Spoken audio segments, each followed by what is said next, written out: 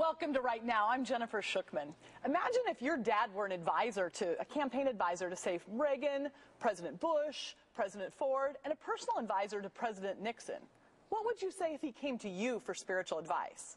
Well, we're going to find out today because we have the author of the new book, Finding True Freedom, From the White House to the World, Ginny Dent Brant. I'm sorry, I practiced it and I missed it. Ginny Dent Brant. There's too many consonants in the end. So glad to have you here Thanks today. for having me, Jennifer. Thank you. Tell us a little bit about this book. It's a father-daughter story. Yes, it is. And just tell us who your father was, because that's some pretty interesting things I just said, that he was an advisor on campaigns to these presidents, but also a personal advisor to Nixon. So tell us a little bit more about him. Well, he was known as the man who built the Republican Party in the South when there was only a one-party system. Wow. And he convinced Senator Thurman, who he worked for 10 years, to build that new Republican Party. And he helped 3 presidents to get elected, which would be Nixon, Ford for the nomination, and then Bush, the senior. And then he went in, after that, he went into ministry after a spiritual transformation. Wow, that's a pretty interesting life. Yes. Well, let's start back with the politics. It seems like it would be really fun to grow up in a political family. There's all this, fame and notoriety and access to influence and things. Was that your story? Was it really exciting to grow up in a political family? It was exciting. Washington is a beautiful city of statues and monuments, and it was wonderful growing up from childhood and my high school years in the D.C. area with all the opportunities it provided. We were among the privileged who got to, I flew on the Air Force One with the president and his wife. We attended concerts at the Kennedy Center from the president's box, and we went to White House dinners. That's a pretty great childhood. Life, yeah. Yes. I even got to roll Easter eggs with the Easter Bunny on the White House lawn. These kind of things not everybody gets to do. I know you're envious about that. But there's also the downside. As much as it's a glorious time, politics can be tough on any family. The men and women who work at the president's beckoning call 24 hours a day are hardly ever home. And my dad was rarely ever home. I learned at an early time in life, if I wanted to be with him, even when he worked for the senator, I needed to go where he was, or I wouldn't see much of my dad. What do you mean by that? You had to go where he was? Well, if he was going to the senator's office on Saturday to work because he was a workaholic, I went with him on Saturday to work. The senator was there too. So I spent many days in the Senate office building. If I wanted to see my dad when he worked in the White House, he was rarely able to get home. He was always on a plane with the president or somewhere speaking on behalf of the president. So if I was downtown on my modeling jobs, I would drop by the White House and have dinner with him because I had a better chance of seeing him there than I did at home. And so what you're saying is you made that intentional to be there so that you could be with your dad despite the fact that I loved my dad. I was a card-carrying daddy's girl. Yes. Well, your dad had lots of political influence, but there came a time when he pleaded guilty. This was right around the Watergate time to I think it was aiding an illegal fundraising organization. What's that all about? Was he involved in Watergate? Tell us a little bit more about that time. Actually, Jennifer, he was not involved in Watergate at all, and that's for 2 reasons. When Haldeman, Ehrlichman, and some of the other White House aides were planning Watergate, they purposely left him out because they saw him as a goody two-shoes Boy Scout, and they didn't think he would go along with what was going on. So he didn't know what was happening? He didn't know. However, he was the political strategist in the White House. So the Watergate prosecutors were always trying to connect him to Watergate. And Sam Donaldson said on ABC News that Harry Dent and Chuck Colson ordered the Watergate break-in. I heard it. Wow. And I was in shock. And my dad came home and he said, honey, it's not true. Not a word of it. But it was just some 4 weeks later, he came home and he told me, honey, I hate to tell you this, but the ship's going down, the president and his men, and I may go down with the ship. And I need for you to be strong and promise me you'll help with your mother and your younger brother. Because he thought he was going to prison. Oh, he was convinced. He was convinced without a doubt he was going to prison. And that's when I gave him the best spiritual advice of his life, whether he wanted it or not. I said, Dad, if you trust and believe in God, he will prove you to be right if you're innocent. And I quoted in Romans 8:31, if God be for us, who can be against us? Now, the illegal fundraising, you had to report all campaign donations. And there were men underneath my father who did not report some campaign donations, went to prison for it. To be perfectly honest, if they put everyone in prison today, we'd have a lot of people in prison. I'm not condoning it. You need to do things by the law. Sure. But my dad did not know about that, but he was their superior.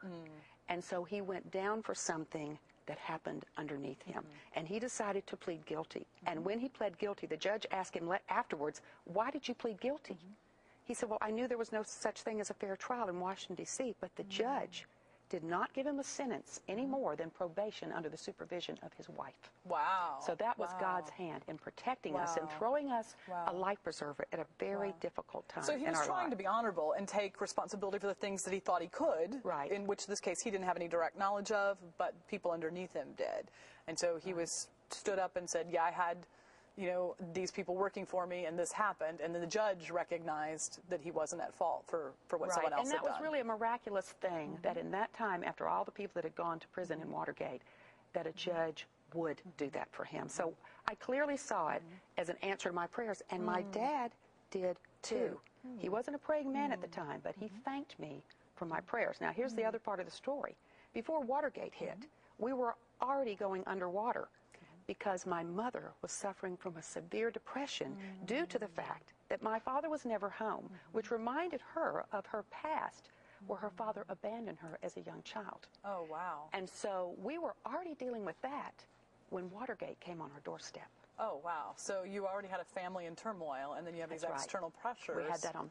At 16 years old, I was helping to raise my younger brother, and he was 10 years old at the time. He now lives in the Alpharetta area. And it was just a very scary time because of my age. And I had nowhere to look but to God for help. That was the only solid thing in your life, I'm sure, yes, at that time. Yes, it was. And this is the interesting part. Talk about the providence of God. God was working in my life 6 months before the Watergate break-in and my mother's depression. Had that not happened, he was bringing Christians into my life to minister to me and to mentor me so that I could stand in the middle of the storm. Is that not the providence of God? Wow, wow. So you looking back, you saw the things that God had done to do that. I see everything now, but at that time, I didn't put everything together until I wrote the book. I put many things, I went, wow, we serve an awesome God, That's great. Well, let me ask one more question about your dad. During the time when the Southern Strategy was put together, many people accused the people behind that of being racist, saying that they weren't interested in civil rights and that they were trying to do what they could to prevent civil rights. Is your dad a racist? Was he a racist? He was not a racist. A racist implies hate. He was a segregationist that grew up in the South when everything was segregated, and he thought that's the way it should stay for the early part of his political career. However, when he and Senator Thurmond formed the new Republican Party, it was not for the purpose of racism. George Wallace, when he broke off, that's what happened. And if that's what they wanted, if they were just concerned about that, then they would have gone with George Wallace. My dad opposed George Wallace. In several elections, he went up against him many, many times. Now, I will say this. My dad apologized after his spiritual conversion. He apologized to the African-American public for his early segregation stands and wished he had come around sooner and done more to help them. Because when all this was going on, your dad was not a Christian. He was not a believer. He was just... No, he was not. He was a good man. He was a good man, and he was raised by two African-American women. He grew up in an alcoholic home, and his mother had to work and raise the 5 boys, and there were 2 African-American women that lived with them and helped, and he adored Bet and Sue. So he was not the type of person to put anyone down, but he did believe that things, at that point in time in his life, in his early 20s, he believed that things should stay that way. And history would show that he tried to help Senator Thurmond as his aide to thwart the Civil Rights Act. And he later regretted that, telling Reagan in later years, oh no, you help these people to obtain their rights. Do not take away their right to vote and the rights they have earned. So, he did a turnaround on that, but he was the typical Southerner who grew up with the way of life, and it took him a while to get his head above that and say, this is not the way it should be. Yeah, well, what's important is a transformation there, and we're going to talk more about that. But just to sort of finish off, so he's had this really interesting political career. He makes it through Watergate with his head held high as anyone could, coming out of that situation. It was still, But he went on then to advise other presidents during their campaigns and to continue active political service? Gerald Ford and George Bush Sr., and he would advise, men in Congress and senators. A lot of people came to him for advice. But he continued his legal career and stayed at home in South Carolina to help my mom to recover from her depression. So that's why he kind of, all of a sudden he was gone from the public eye and was more working behind the scenes. And that was the reason why, is he wanted to be home with your mom. It was to help take care of her. He moved back to Columbia so that they could develop a life there. But he still was addicted to politics and was still on the side. He kept going. He kept advising. It was just in his blood. He just loved it. Yeah, and probably still a workaholic to some extent too. Yes, but you know, things were better. But yes, he was a workaholic. That was one of the things God had to deal with him in his life. Yeah, because it affected his family. Well, if you look at the information that's out there about your dad, and there's some on the internet and old newspaper archives and that kind of thing, it sort of ends with his political career. But there was a whole lot more that happened after his political career ended. Oh, yes. And my brothers and sisters and my mom and I, we feel that what happened after his political career, after his spiritual transformation, was far more significant than what he did in politics. Yes, that was important. He fought for the freedoms of this country. But when he went through his spiritual transformation, God transformed him from a political strategist to God's kingdom strategist. Wow. And he became everything he forbid his daughter, who he persecuted, to be. Because you had been a believer before, yes, and you had wanted certain things, and he didn't want you to be those things. That's he right. later became those. Became everything he forbid me to be and more. Yes. This is a story we want to hear more about. We want to hear about this transformation. We want to hear about your influence with him, and we want to hear how things change, because it gets even more exciting, if it could be more exciting, than what he did politically. So please stay tuned. We're with Ginny Dent Brant and her book, Finding True Freedom, and we're going to hear the rest of the story when you come back.